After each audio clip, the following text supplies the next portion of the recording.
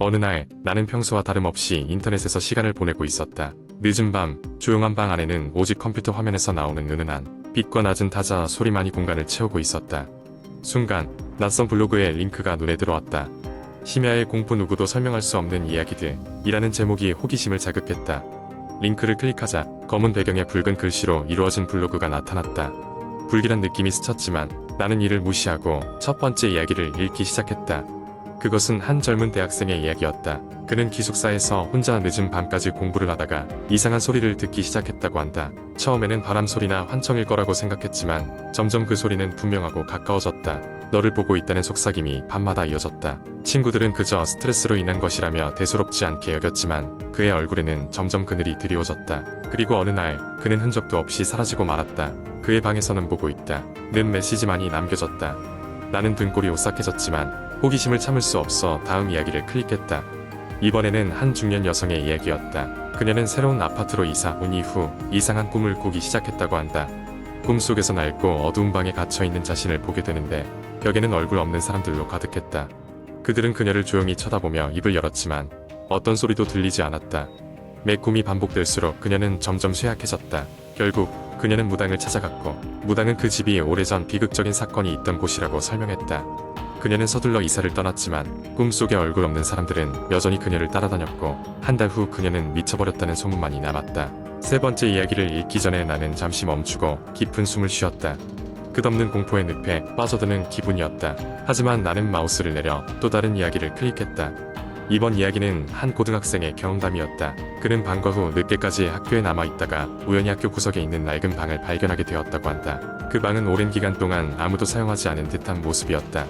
호기심에 그는 그 방으로 들어갔고 그곳에서 오래된 벽화를 발견했다. 이상하게도 벽화 속 사람의 눈이 그를 따라다니는 것처럼 느껴졌다. 그 후로 매일 꿈속에서 그 벽화의 사람과 마주하게 되었다고 한다. 결국 그는 그 벽화가 불사의 주문을 가진 오래된 예술작품이라는 것을 알게 되었다. 벽화 속 사람은 실제로 존재했던 인물이었고 그의 원혼이 벽화에 깃들어 있는 것이었다. 누구도 그 방에 다시 들어가려 하지 않았고 그 방은 학교의 전설로 남게 되었다. 나는 블로그를 닫고 컴퓨터를 껐다. 이상한 한기가 방을 감싸는 듯했다. 이 모든 이야기가 단순한 허구라고 생각하려 했지만 어딘가 모르게 실제하는 것 같은 기분이 들었다. 그날 밤 나는 쉽게 잠들 수 없었다. 계속해서 누군가 나를 보고 있다는 생각과 함께 그 모든 이야기가 나의 현실로 다가올까 두려웠다.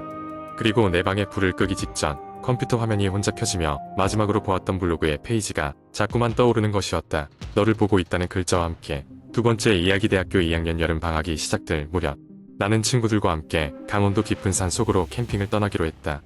도심의 바쁜 일상에서 벗어나 자연과 함께하는 시간이 필요하다고 모두가 느꼈기 때문이다. 우리는 캠핑 장비를 챙기고 산속 깊은 곳에 있는 작은 민박집을 예약했다. 거기서는 휴대전화 신호도 잘 안 잡히고 주변에 인가도 별로 없는 깊은 산 속이었다. 캠핑 첫날 우리는 숲을 탐험하며 맑은 공기를 마시고 조용한 자연의 소리를 들으며 즐거운 하루를 보냈다.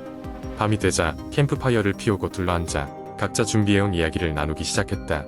그날 밤 하늘에는 구름 하나 없이 별이 가득했고 우리는 그 아래서 서로의 이야기에 귀를 기울였다.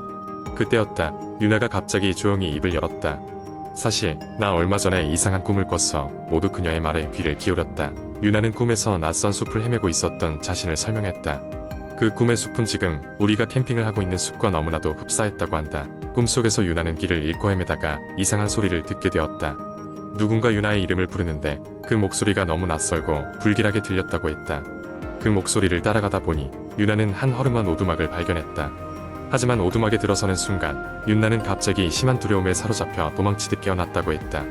이야기를 듣던 우리는 꿈일 뿐이야 라고 위로했다. 그러나 유나의 얼굴에는 아직 근심이 가득했다.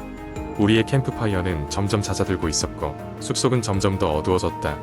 모두 피곤했기에 일찌감치 잠자리에 들기로 했다. 그날 밤 나는 이상한 소리에 깼다. 희미한 속삭임 같은 소리가 귓가에 맴돌았다. 조심스럽게 텐트 밖으로 나가보니 건너편에서 이상한 불빛이 반짝이고 있었다. 나는 그것이 다른 친구들 중 한 명이라고 생각했다. 그러나 주위를 둘러보니 모두 깊이 잠들어 있었다. 다시 그 불빛을 향해 걸음을 옮겼다. 가까이 다가갈수록 저 멀리서 희미하게 마치 사람 소리 같은 것이 들렸다. 불안감이 몰려왔지만 호기심을 떨칠 수 없었다. 불빛이 나를 끌어당기는 듯 했기에 나는 조심스럽게 그쪽으로 향했다. 그런데 불빛 근처에 다다르자 숲속 깊은 곳에 정말로 유나가 말했던 것 같은 오두막이 서 있었다. 어딘가 으스스한 기운이 감돌았고 나는 이 장소가 어딘가 모르게 익숙하게 느꼈다. 그리고 그 순간 오두막에서 문이 삐걱거리며 열리더니 실루엣 하나가 나오는 것이 보였다. 그 실루엣은 나를 향해 손짓을 하며 다가오고 있었다. 심장이 빠르게 뛰기 시작했지만 나는 도망칠 수 없었다. 그 실루엣이 가까이 다가오자 그것은 유나였다. 그런데 뭔가 이상했다. 그녀의 얼굴은 평소와 다르게 무표정했고 눈은 텅 빈 것처럼 보였다. 그녀는 내게 다가와 희미한 목소리로 말했다. 조심해야 해. 여긴 안전하지 않아. 나는 급히 오두막을 벗어나 캠핑 자리로 돌아와야겠다고 마음먹었다. 그런데 발걸음이 움직이지 않았다. 유나가 더 가까이 다가오며 계속해서 중얼거렸다. 그리고 그녀의 손이 내 손목을 잡는 순간 나는 다시 깨어나 있었다. 우리 텐트 안이었다. 친구들은 여전히 잠들어 있었다. 믿기 힘든 이상한 꿈이었다. 아침이 되자 나는 그 꿈에 대해 아무에게도 말할 수 없었다. 그리고 유나에게도 무슨 일이 있었는지 묻지 않기로 했다. 캠핑이 끝난 후 우리는 각자의 일상으로 돌아갔고 그날 밤의 이야기는 누구에게도 말하지 않기로 했다. 그저 그 이상한 밤은 우리의 기억 속에서만 남았다. 누가 그런 꿈을 먼저 꿨건 간에 말이다. 하지만 가끔씩 나는 그 숲을 떠올리곤 한다. 그리고 혼자서는 다시 그곳에 갈 수 없을 것이다. 꿈이든 현실이든 그 숲 속에 있는 무언가가 우리를 지켜보고 있었다는 깨달음이 가끔씩 내 잠을 뒤흔든다. 세 번째 이야기. 어느 날 나는 평소처럼 늦게까지 회사에서 일을 하고 있었다. 그날은 유난히 바쁜 날이어서 마지막까지 야근을 하게 되었다. 회사가 있는 건물은 10층짜리 건물로 밤이 되면 사람도 거의 없고 조용해서 스산한 느낌이 들곤 했다. 그날도 그런 밤이었다. 12시가 다 돼서야 일을 끝내고 컴퓨터를 끄고 일어났다.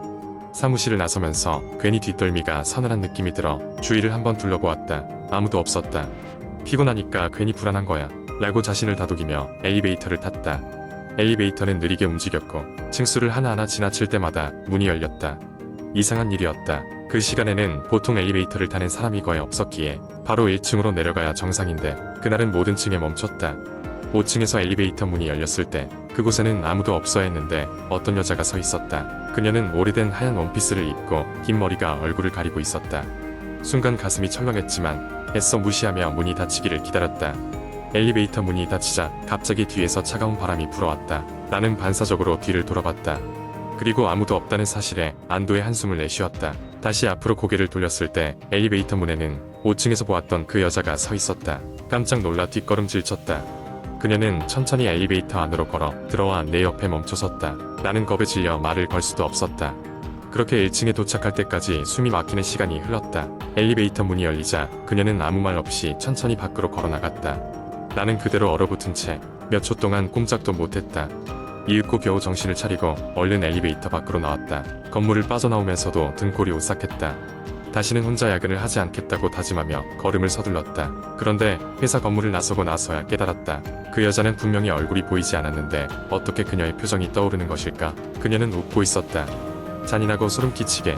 며칠 후 나는 그날의 일을 잊으려고 노력했다. 하지만 이상하게도 머릿속에서 계속 그녀의 존재가 떠올랐다.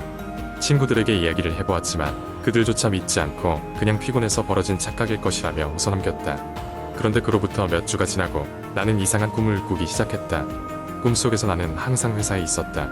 늦은 밤 텅 빈 복도를 지나가다 보면 누군가 내 뒤를 따라오는 발소리가 들려왔다. 고개를 돌릴 용기는 나지 않았고 발소리는 점점 가까워졌다. 그리고 꿈은 항상 그 발소리가 내 바로 뒤에서 멈추는 순간에 끊겼다. 어느 토요일 나는 회사 동료들과 술자리를 갖게 되었다. 대화 중에 나는 무심코 그 꿈 이야기를 꺼내게 되었다. 그런데 그 순간 함께 있던 선배의 얼굴이 하얗게 질렸다. 알고 보니 과거에 그 회사에서 일하던 여직원이 몇 년 전에 5층에서 자살했다고 했다. 이후로 건물에서는 이상한 일들이 계속 발생했다고 한다. 나는 그 이야기를 듣고 온몸에 피가 얼어붙는 듯했다. 도망치듯 그 자리를 빠져나와 길을 걷는데 이상하게도 주변이 낯설게 느껴졌다. 어디선가 그 알 수 없는 웃음소리가 들리는 것만 같았다. 그리고 그때 귓가에 속삭이는 목소리가 들려왔다. 다시 만나자. 나는 비명을 지르며 그 자리를 걸음을 서둘렀다. 하지만 그날 이후로 그 목소리는 내 꿈속에서 그리고 현실 속에서도 가끔씩 나타났다. 누구에게도 이해받을 수 없을 것 같다는 공포와 그 여자가 나를 계속 지켜보고 있다는 두려움 때문에 나는 점점 고립되어 갔다. 결국 나는 직장을 그만두고 다른 도시로 이사했다. 하지만 지금도 가끔씩 그때의 꿈과 목소리가 떠오를 때면 가슴 깊이 공포가 얼음장처럼 내려앉는다. 이는 현실인지 착각인지 아니면 눈에 보이지 않는 또 다른 세계의 존재인지 알 수 없다. 하지만 확실한 것은 그것은 끝나지 않았다는 것이다.